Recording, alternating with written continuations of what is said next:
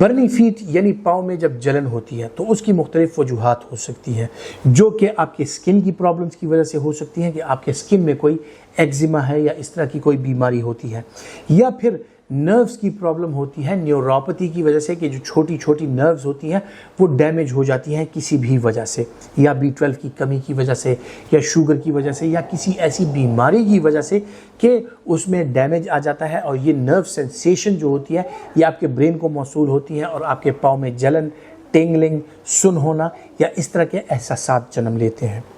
फिर अक्सर औकात कुछ बीमारियां ऐसी होती हैं कि उनके साथ साथ ये कमज़ोरियां बढ़ती जाती हैं, या फिर आपकी रूटीन ऐसी होती है कि आपको लंबे अरसे तक, ज़्यादा अरसे तक आपको खड़ा रहना पड़ता है या ज़्यादा चलना पड़ता है, तो इसकी वजह से आपके पाँव की स्किन जो है उस पर मुसलसल दबाव पड़ता रहता है, और इस दबाव की वजह से जो है तो आपकी स्किन और आपके नर्व जो हैं वो कमज़ोर हो जाते हैं और इन प्रॉब्लम्स का आप शिकार हो जाते हैं।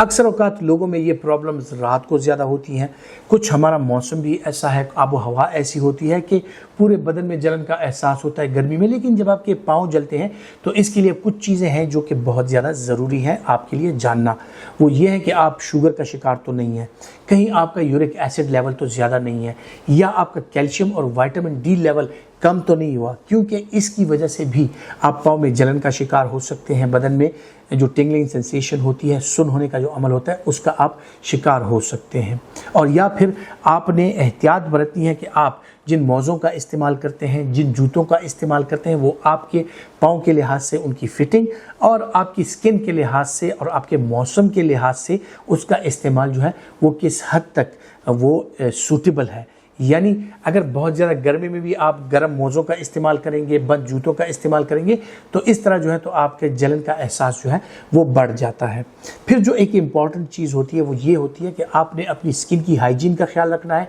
स्किन की मॉइस्चर का ख्याल रखना है कि आपकी स्किन जो है वो ज़्यादा ड्राई ना हो, या बार बार आप उसको ज़्यादा ऑयली चीज़ें लगाकर बहुत ज़्यादा ऑयली ना कर दें, क्योंकि उसके साथ भी फिर आपको ये जलन का एहसास हो सकता है। और अगर खुदा न खास्ता आपको कोई बीमारियां ऐसी हों कि आप शुगर या ब्लड प्रेशर या दिल की बीमारियों का शिकार हैं, गुर्दे की बीमारियों का शिकार हैं, तो आप अपने डॉक्टर से मशवरा करें, क्योंकि ये कैल्शियम की कमी, विटामिन डी की कमी या यूरिक एसिड बढ़ जाने के साथ भी आपको ये एहसास हो सकते हैं। जिन लोगों को ज़्यादा अरसे से शुगर का वो शिकार है, वो लोग न्यूरोपैथी का शिकार हो सकते हैं। उनमें न्यूरोपैथिक पेन्स होती हैं, यानी नर्व्स की वजह से जलन का एहसास होता है। तो जनाब आते हैं बीमारियों से हट के, अगर आपको ये एहसास होता है तो आपने करना क्या है। जिस तरह मैंने जिक्र किया कि सबसे बुनियादी चीज़ आपने अपनी स्किन का ख्याल रखना है,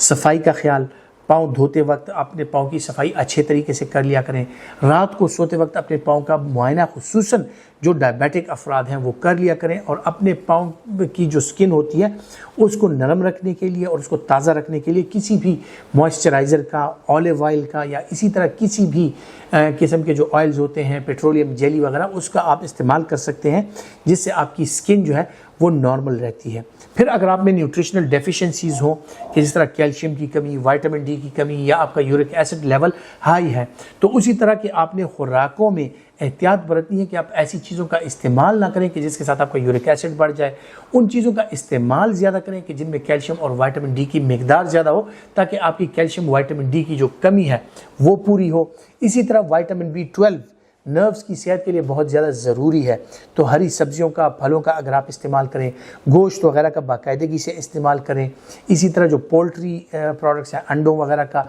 चिकन का जो मीट है उसका अगर आप इस्तेमाल करें, वाइट मीट का, तो इसके साथ यकीनी तौर पर जो आपका न्यूट्रिशनल स्टेटस है वो बेहतर रहता है और आपको पाँव में जलन का एहसास कम होता है। आजकल के मौसम के हवाले से पानी और मशरूबात का इस्तेमाल ज़्यादा कीजिए, ताकि आपका हाइड्रेशन स्टेटस जो है वो बेहतर रहे। पानी और मशरूबात के इस्तेमाल के साथ साथ आप जो है तो कोशिश करें कि ऐसी खुराकों का इस्तेमाल ना करें कि जिनमें स्पाइसेस ज़्यादा हों, जो ज़्यादा हैवी होती हैं, क्योंकि उसके साथ भी आपको फिर सीने में जलन का एहसास, मैदे में जलन का एहसास और स्किन पर जलन का एहसास जो है वो ज़्यादा होता है। लेकिन अगर आपको पाँव में जलन महसूस होती है, आपको ये प्रॉब्लम्स होती हैं, तो एक दफ़ा अपने मुस्तनद डॉक्टर से अपना मशवरा ज़रूर कर लें, मुआयना ज़रूर करवा लें, ताकि तशख़ीस हो सके कि आपके पाँव में जलन की जो कैफियत होती हैं उसका बुनियादी, उसके पीछे कौन से अवामिल कार फरमा है और उसका इलाज कैसे किया जाए, या कौन सी ऐसी हेल्थ टिप्स हैं जो आपको आपका डॉक्टर बताएगा जिसका सहारा लेकर